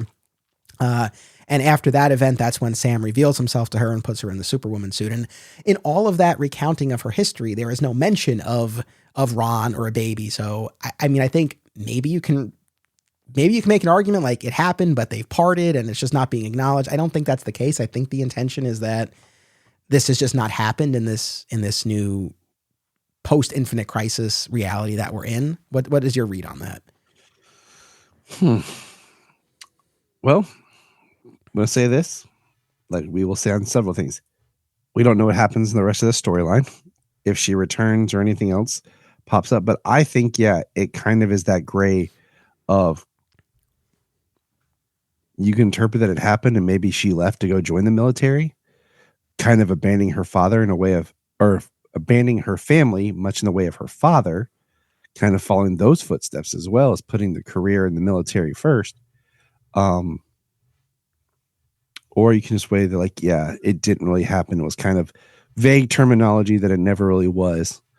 Or I think there's a good story in there to write.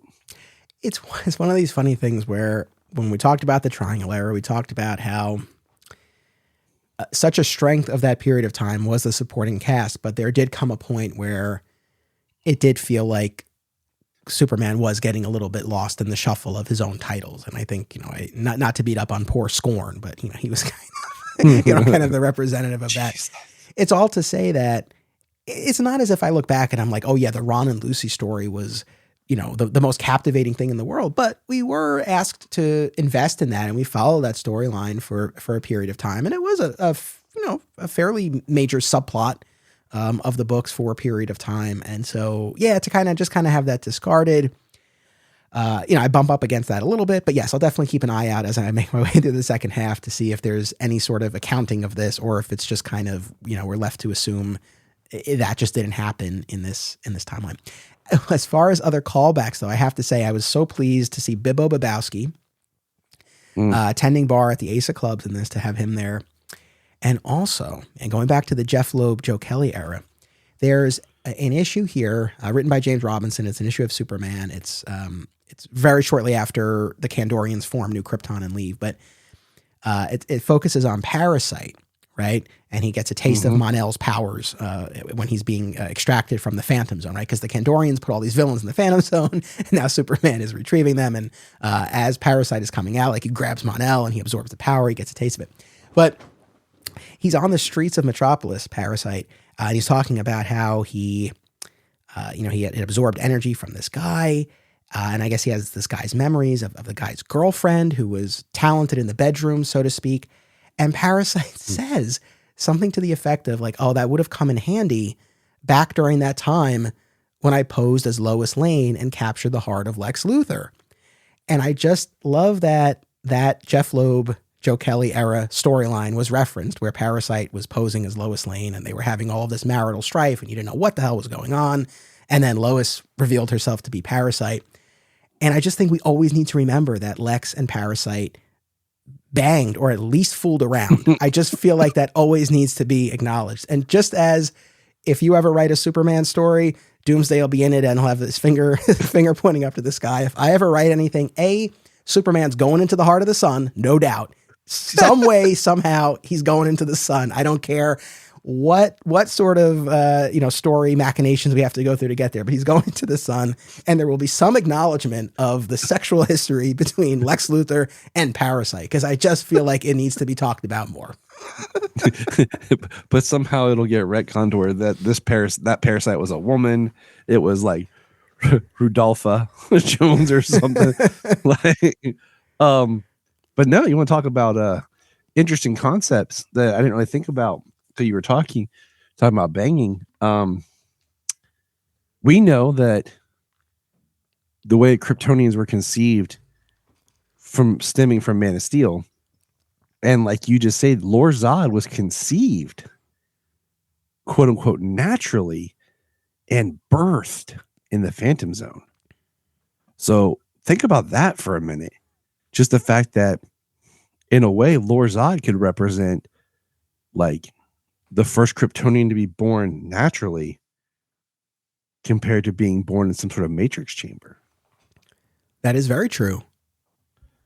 I didn't think about it, just like we said, because we're jumping around so much, in our reading and knowledge. But I thought, since we were on the talk about, superheroes banging, I thought I'd just throw that out there. No, for sure.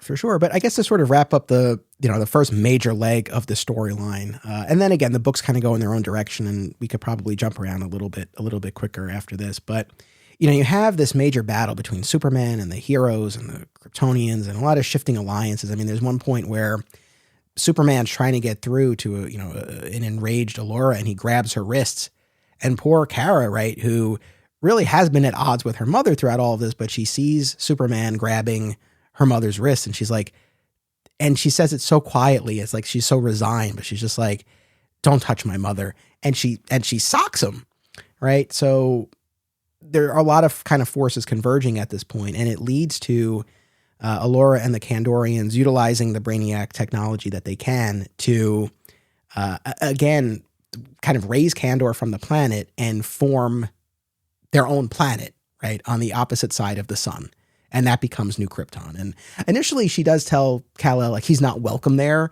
The next time when he shows up, she's kind of softened her stance a bit, but that leads to the creation of this planet. And shortly thereafter, she releases Zod and Non and Ursa from the Phantom Zone and entrusts the military guild to Zod. And Superman on one of his visits there, discovers this, sees that they're throwing Zod a parade, right? And it's going back to what we were saying before about their plan to, round up Superman's villains and throw them in the Phantom Zone. Allura makes the point to Clark here. It's funny. I know as I'm talking about this, part of it is I want to vary my word choice. Part of it is, Superman's place in all of this is always shifting. So I know sometimes I'm referring to him as Superman, sometimes as Clark, sometimes as Kal-El. But it's kind of, he's sorting that out for himself and all of this. But she explains to Superman, look, like, it's within my authority to pardon them, right? They've been in the Phantom Zone for X number of years. They've served their debt to society, right? Like, we need them now. So it's just kind of, again, another instance where you can see it from both perspectives. Mm-hmm. I mean, Zod is, in this context, Zod is fun because to them, he's still their hero because of when they were taken. They have no history and knowledge of the events that happened afterwards or what Kal-El has said. Plus, they've already shown they don't care about Earth. So any actions or crimes that Zod committed on Earth towards Earth people, Allura doesn't care because she's letting people of her own do the exact same thing with killing the human life. So she has no compassion towards human life. So she doesn't care what Zod's done because to her, he's still Kryptonian. Yeah. So, like you said, Superman, Clark, Kal-El, depending on where he is and who's he interacting with, his role is shifting. Not to mention that at this point in time, all Kryptonians are banished off Earth and are no longer welcome on Earth except for Superman. Yeah, they're all outlawed. Yeah, except for him. Yeah. So while you have Superman, only one allowed on Earth, but then Allura doesn't want him on New Krypton, but then does extend, an olive branch to him. Yeah, but he would have to turn his back on Earth. And I think it's not even just the release of Zod. I think it's the parade that really is the turning point for him, where he's like, I got to do something here, right? Like this, we're going down a bad path and I need to do something. And so I like the way this was structured, where he's essentially having the same conversation and we're cutting back and forth as he's talking to Lois and he's talking to Martha. And he's like, I don't know what to do. Like, I think I need to go there. But if I do that, I'm going to have to seemingly renounce my ties to Earth. But that's not true, but it might come to feel that way. But he's like to Lois, you're my love. And to Martha, he's like, you're my ma, right? He makes this point to them.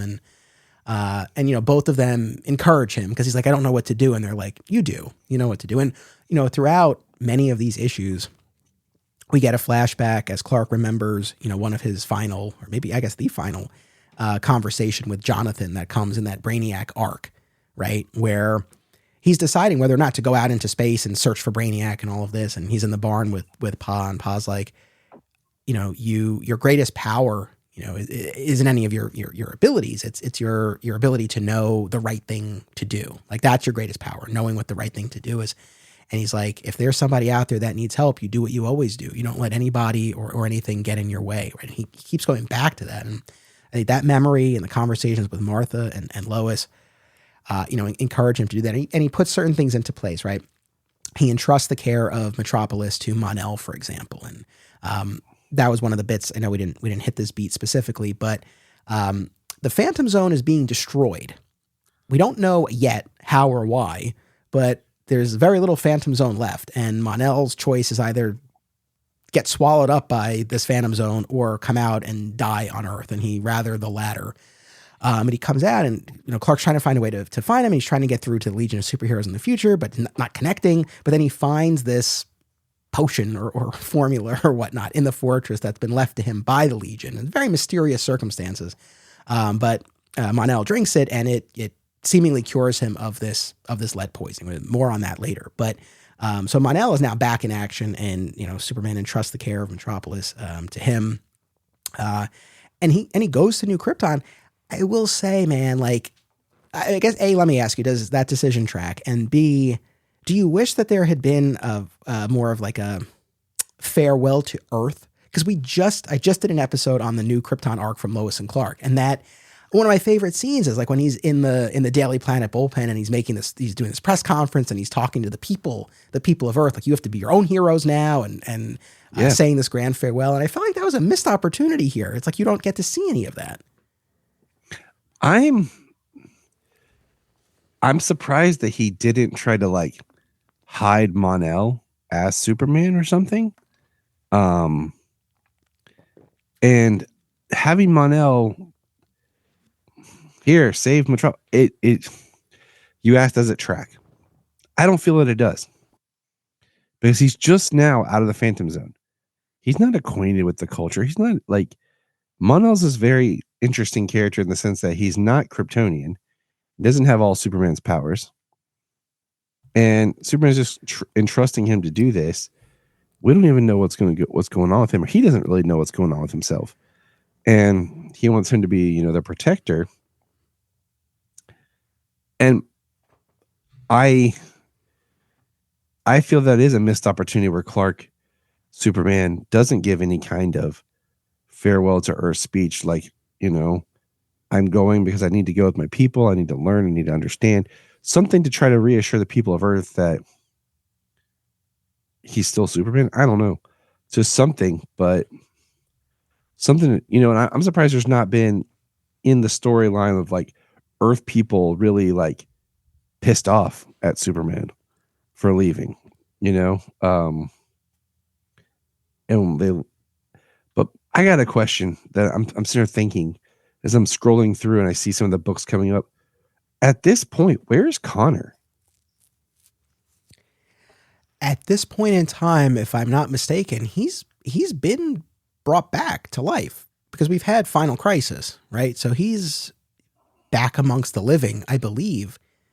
Because I'm looking at just the World Against Superman, just scrolling through the covers, and he's on a cover. And then the Last Stand of New Krypton, he's on a cover.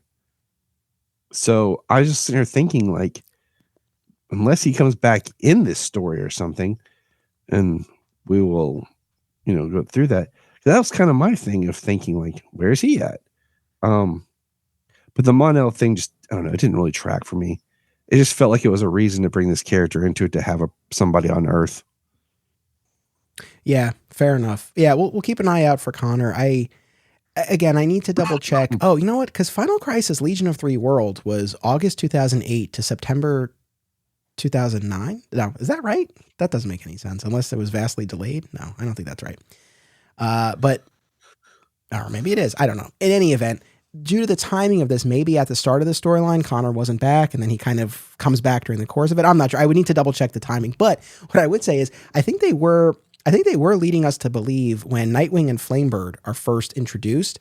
I think the intention there was to maybe make you think that maybe it was Connor, just kind of due to his youth, the kind of little bit of the attitude. And we know that we come to learn that this Nightwing has tactile telekinesis, right? And what we find out, right, it's Chris Kent, aka Lorzad, and his powers are different because of being this Phantom Zone born person. But I think that maybe at the outset there was a little bit of a tease of like trying to make people think that it was Connor. And again, I don't know exactly if Connor was back yet and if he was back where he was, but I think maybe that was a little bit of the intention before the Chris Kent reveal. Maybe. But in any event, so again, Clark decides to leave Earth and go to New Krypton, and we'll circle back to that because I think that's kind of the big climax we can end on, because I think he has some interesting adventures while he's there. And on Earth, again, in the Superman title, we follow Mon-El. He works with the science police under the direction of the Guardian, Jim Harper. There's a lot of business there that James Robinson does, particularly in a couple of specials where Jimmy Olsen is tracking down Codename Assassin, and that leads him to Jim Harper. And essentially what you find out, long story short, is that there have been multiple Guardian clones over the years. But the one who Jimmy finds is kind of like the original, the one true clone who I guess we initially met back in the early Triangle era, but that there have been others along the way that we didn't know about. I don't know how interesting you or not you found that. It was okay. No. Not hating, but when it came to the Superman title of this, which was taken over by Mon-El, I really was least interested in it. That was the one part of the story. Like, I would fly through reading the other books. I get to that one and I'm just kind of like, okay. Like, it felt so much more of an outlier, and I wasn't invested in the character because in a way it wasn't a character that I even knew. Because, he is like just now out of the Phantom Zone. We had no development. We've had really no development of him other than his reappearance in the Last Sun arc. And then the fact that he, comes in contact with Martha and he takes on the name of Jonathan Kent, Clark's cousin from England. Yeah. A lot of Kent cousins. I mean, it's a farm town. But that just bugged me. Wait, why couldn't it have been Joe? Like Joe Kent, Joseph Kent, Joshua Kent? I would buy any of that. Okay. But just back to no, man. Like, let the name be the name of the father of Superman. I hear you. Yeah, I mean, this is Jonathan Kent. Again, he works with the science police under the direction of Guardian. He protects Metropolis as Mon-El. Then his powers start to short out. And essentially what you learn, let me see if I can remember the science of this, but essentially like his powers and the formula that saved him from the radiation poisoning or the lead poisoning are sort of counteracting each other, right? Where I think his powers are trying to expunge the formula, but that's what's keeping him alive. And then the formula is fighting back and causing his powers to short out, something to that effect, where he's losing his powers and he only has so much longer to live. And it's just like this poor guy in the Phantom Zone, out of the Phantom Zone. This guy's always dying. Like, that's just his thing. That's his tragic history. Like, yeah. And so we follow him and he goes on this journey around the world and he meets all these other superheroes. And that issue is interesting. And then meanwhile, you have Atlas, who has stuck around. He's this mythological being who was brought to the present by Sam Lane, working in the shadows. Again, this is before New Krypton. He had a big blowout battle with Superman in the streets of Metropolis. Ultimately, Superman got a magic power up from Zachary Zatara, and that allowed him to defeat Atlas. But Atlas is stuck around and was given a new identity by the government. And he infiltrates Ironworks, not Steelworks yet, but Ironworks, the facility set up by John Henry Irons. John Henry Irons, like, surprisingly trusting. Like, he meets this guy off panel. We don't even see it at Ace of Clubs. Like, Bibbo introduces John Henry to Atlas, who's going by the name Tom. And like, he gives Tom like this all access pass to Ironworks, like explains the whole setup to him. And then of course, Tom reveals himself as Atlas and attacks. And that's kind of the last that we see of them in this part of the story. But I don't know. I'm mildly curious to see where it goes. I always love to see John Henry Irons, but I mean, I feel like going back to this idea of being a little naive, it's like, what are you doing, buddy? Right? Yeah. I mean, I'm just looking at I was trying to find the part of that John Henry story with Atlas here. But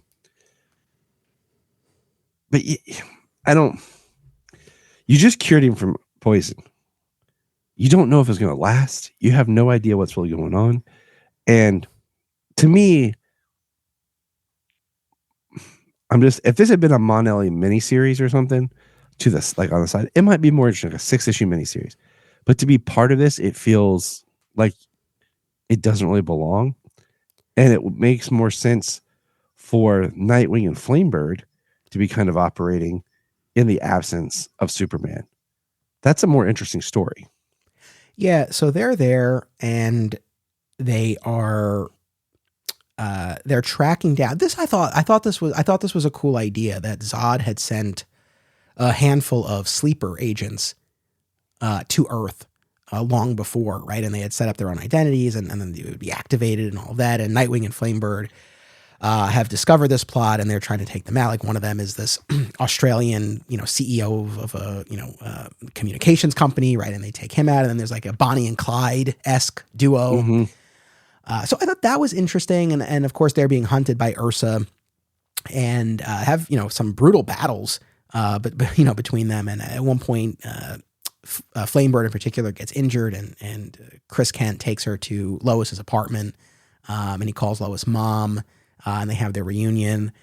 Yeah, that part, I guess I found that more interesting than the Mon-El business. I think with all of this, like I liked the first chapter of this saga because much like the original Triangle era, the books were really all working together and they flowed, into each other and were telling a continuous story with some individual threads, but they were telling one ongoing story.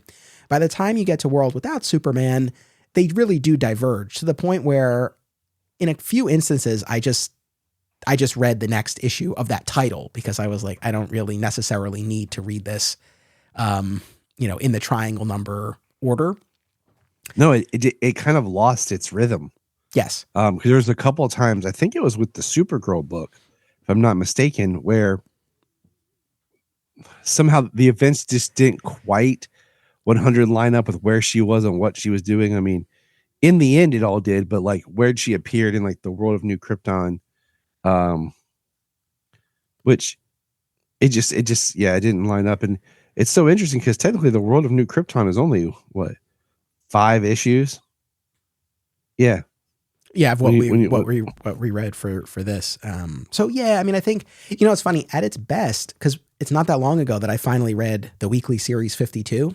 At its best, it kind of felt like that. And I was back in that mode, which was really cool.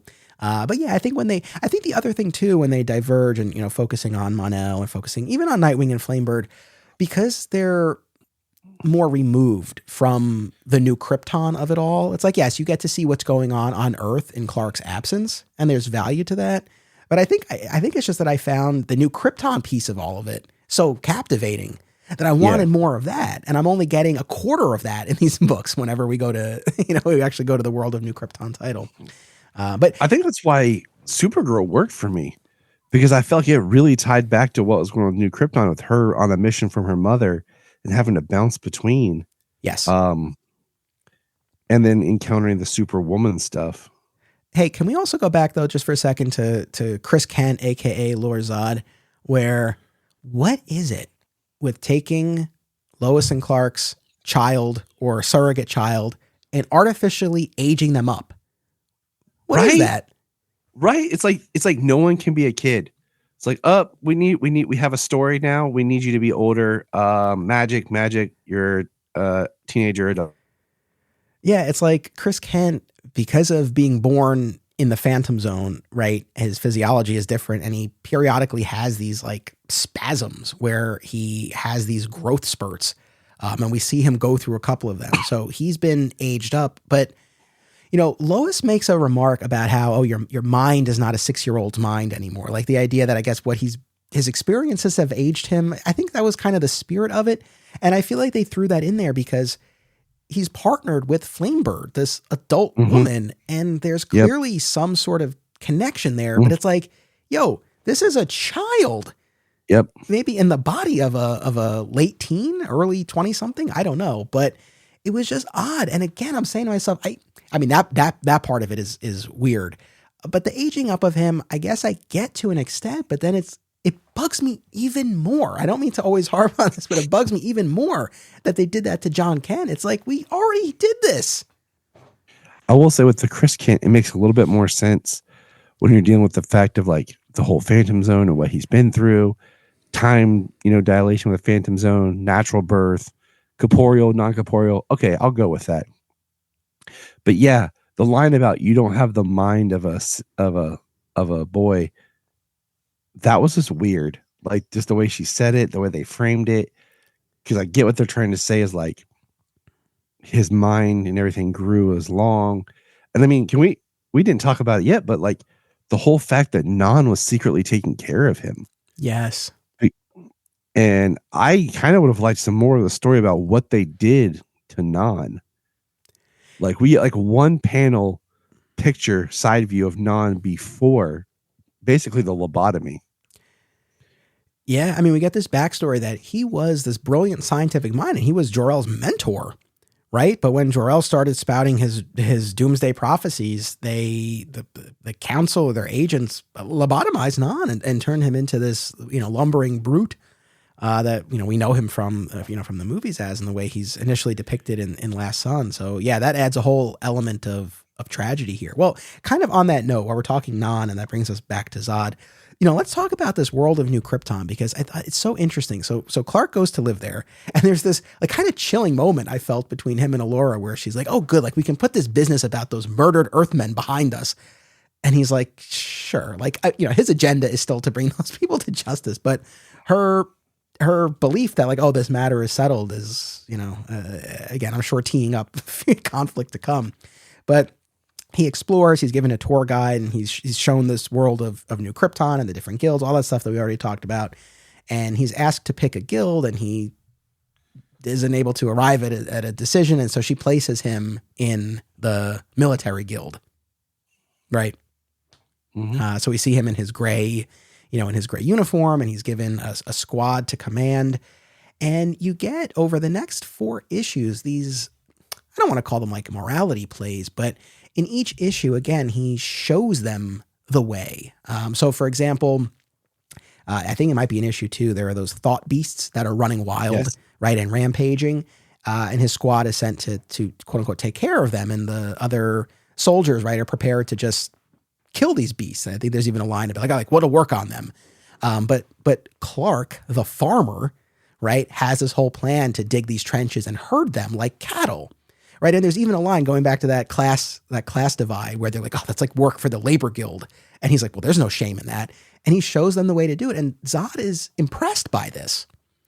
And that's just the first example. I mean, it continues that hostage situation where members of the labor guild take Allura and others hostage and they demand a seat.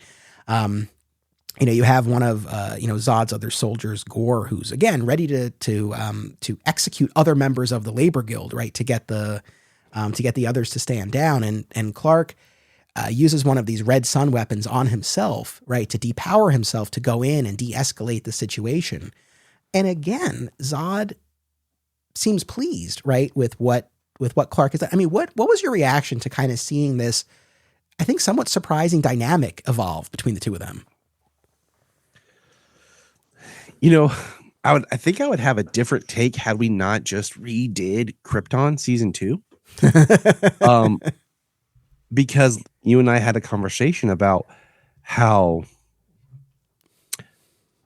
Zod, let's just look at Zod is, a friend of Jor-El's, but then seeing, if we look at Seg from the series being this more leader, militaristic type person and not as much of a scientist, how Kal-El has this type of mind.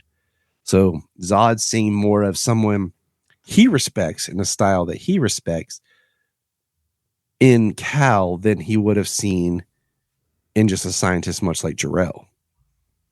And I think also he sees a little bit of himself because Zod has a rebellious streak in himself and Kal has a rebellious streak in himself. So I think it is interesting, and I wish we would have played more with it and it went a little bit longer of Kal with Zod. And I mean, we do have a really interesting payoff here in an issue or 2. So With the trial for treason, you mean? yes. Yeah, you want to go for it? Well, we have this, I don't know if you want to mention the Green Lantern showing up yet or not, or.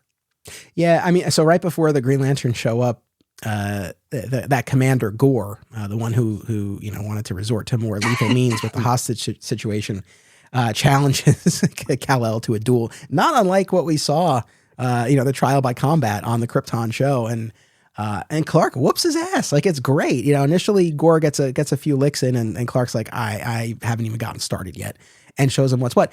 And that was an interesting dynamic here too, where one critical advantage that Clark has is he's lived with these powers for most of his life, right? So he can wield them in a way that most of these Kandorians who are just discovering them cannot. It's so funny though, because every time on New Krypton, when he's teaching his squad how to use their powers, I'm like, oh, you dummy, don't give away all your secrets. They're going to use this against you. I haven't read the second half, but I'm sure that's where it's going. But it was cool to see that the turn in that battle. And it's like right after he beats the crap out of Gore, that a number of the Green Lanterns show up, and that had been set up earlier in that issue, right? And this made sense too. It's like there's a new planet in Sector 2814, populated by 100,000 Kryptonians. So the idea that they would send a party out to gather some information, totally tracked. I like that a lot. Yeah. And because they talk about not representing or not recognizing Oa. Oa has no power here. But what happens is, so you have the labor guild, basically, who are trying to basically make a name for themselves. And they want their own seat, like we talked about. And you have Zod give an order to have someone killed. Yeah, I think they're criminal escapees or something like that. Yeah. I was trying to find the name. That's what I'm looking at here. But basically, Clark tells the lieutenant, don't stop that order. We can do this another way. And at the end of it, I'm trying to find the exact quote. We continue to surprise one another. It says, Zod says, I did give my word that Vol Tai wouldn't be harmed. Clark's like, yes, you did. I have to admit that I didn't expect you to keep it. We continue to surprise one another, it seems, though I'm afraid it'll be the last time. You are both under arrest and charged with treason. So that's how issue 4 ends. And then basically what happens in the next part is Clark basically gets the lieutenant off by saying she was just following his orders. You know, we have the classic kind of tribunal that we've seen in Superman the movie. Clark's wearing the robes of a criminal that we saw Zod when he escaped the Phantom Zone the first time. And we get a little bit more about where's the exact phrasing? Basically the religious guild and how mysterious they are to have their ways. But because of the holiday that has fallen. Yeah, the Nova cycle, right? Yes. They can grant, I'm trying to find the religious guild. Anyways, it's basically a play out that Cal waited till this time so that he could be granted amnesty because of the holiday and be forgiven and not be tried for treason. But the thing I thought, and I think what really struck me about this was, Clark really holds his ground, right? He's a man of principles. He's like, I don't deny that I did this. I did it because this criminal wasn't posing any threat. I didn't do any harm by belaying that order, right?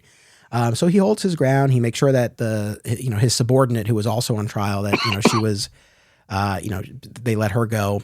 But then, Zod is ultimately the one who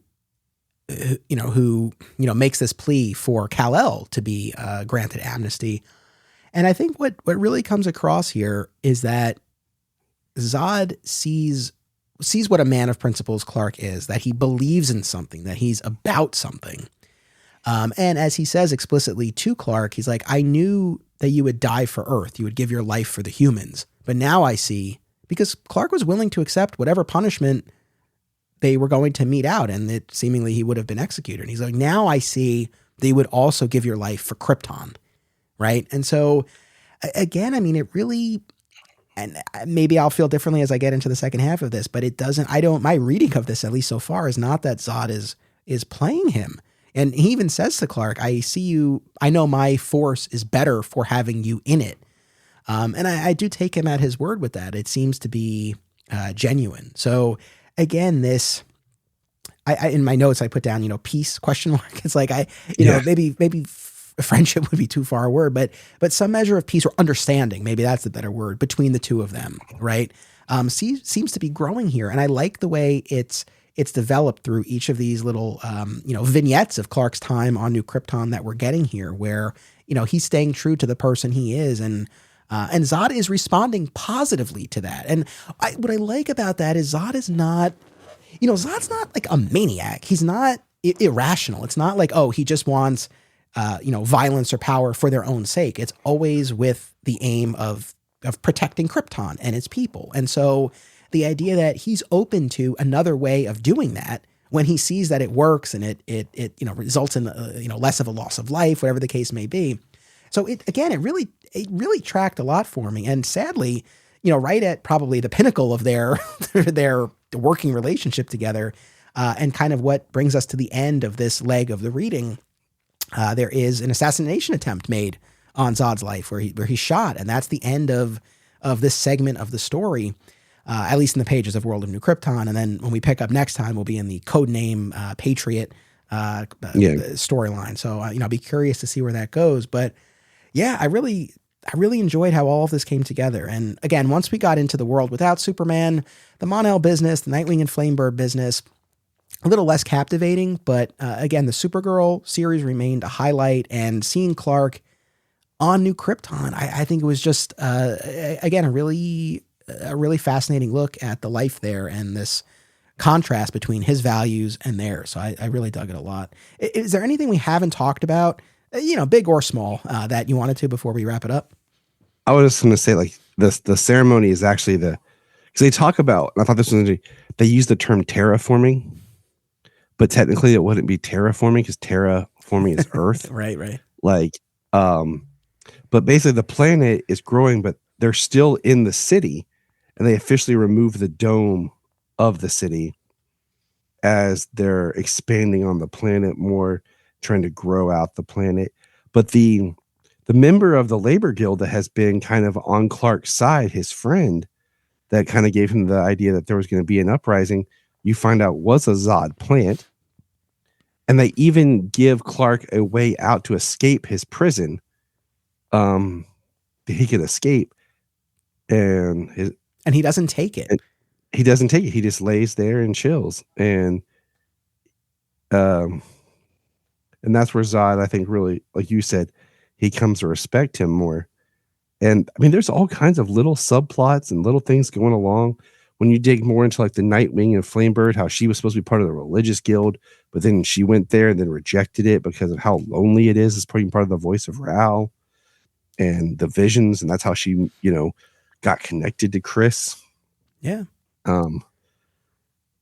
No, for sure. I mean, I know we haven't hit like every single beat of this, but we're talking, I don't know, whatever this was, of 40 issue, chunk of reading here.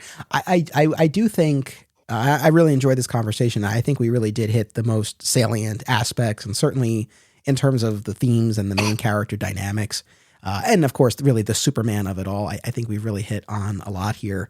I had such a great time with this. I'm really excited to dive into the second half, which we'll cover next week on our last episode of 2023. So it's been a great year, and we're going to, finish out strong with the second half of New Krypton.